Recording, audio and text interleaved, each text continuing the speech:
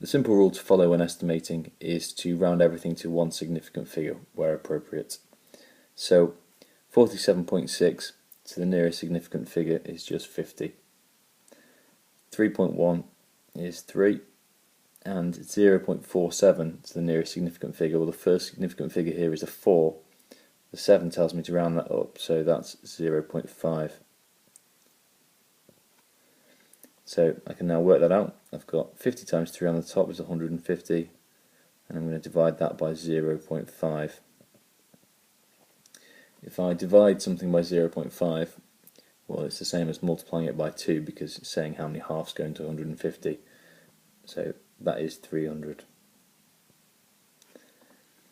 Again, let's follow the same rule on this right hand side. So I've got 4.3 squared. Well, that's going to become 4.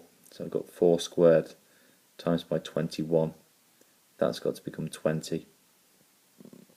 On the bottom, 22.5 is to one significant figure 20, and 3.8 is 4.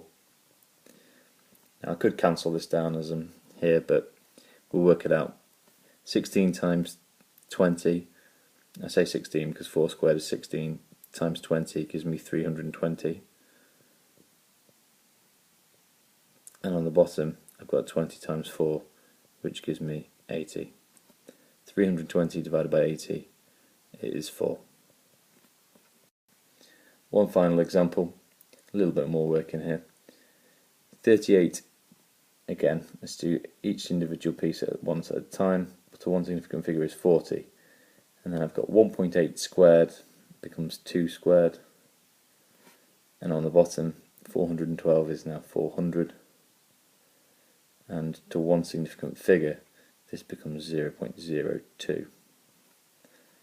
So I've got 40 times 4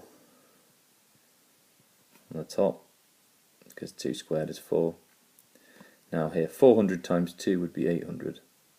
So 400 times 0.2 would be 80. So 400 times 0.02 must be 8.